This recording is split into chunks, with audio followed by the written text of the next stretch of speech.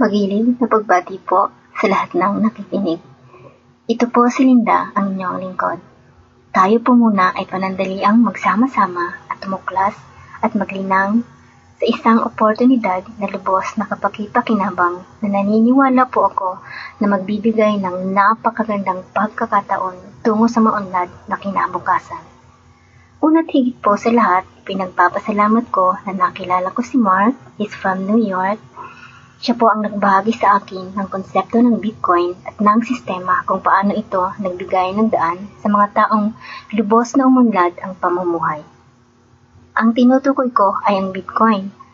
Ano ba ang pumapasok na ideya sa isip nyo tungkol sa salitang Bitcoin? Para pong ang unang aalingaw-ngaw sa isip natin ay ang salitang coin o barya.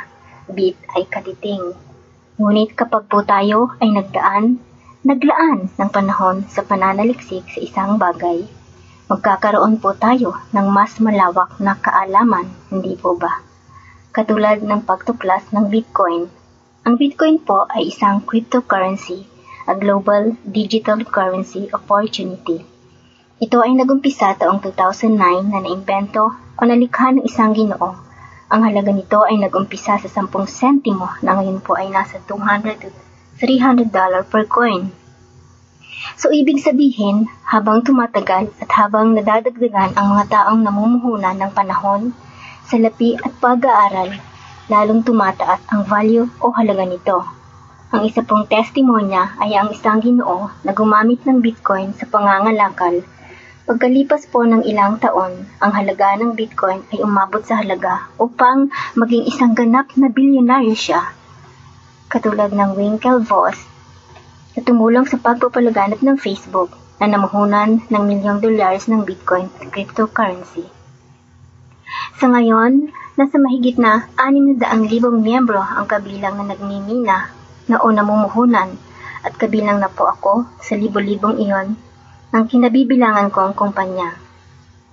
Ang isa sa mga nagtatag ng konseptong ito ay isa pong abogado. Siya po ay si Dr. Ruja Ignatova, one of the top attorneys, the top in finance, and has relationship with World Banks, and has written books on cryptocurrency.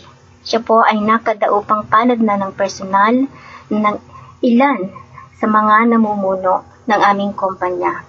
At sa magiting na rekomendasyon po ni Mark, ako rin po ay nagkaroon ng pagkakataon na makausap at makasama sa isang masaganang hapunan at pakikipanayam ang isa sa kinikilalang founder ng naturang kumpanya. Nakadalo na rin po ako sa malawakang pagtitipon at nakita at nakilala ko ang mga miyembro na nagmula pa po sa iba't ibang bansa. Hinihikayat ko ang bawat isa na tumuklas at maglinang sa larangang ito. At kung sino man ang nagpakilala sa inyo ng kahalagahang maidudulot nito sa pag-unlad tungo sa matatag na kinabukasan, huwag po nating kalimutang magpasalamat. Ang oportunidad na ito ay bukas po para sa lahat. Isa pong masasabi kong napakagandang maireregalo hindi lamang para sa ating mga sarili, kundi higit sa lahat para sa ating mga mahal sa buhay. Huwag na po tayong mag-atubili na maglaan ng panahon at pagkakataon dahil ito po ay isang napakaganda at napakalaking oportunidad na hindi dapat palagpasin.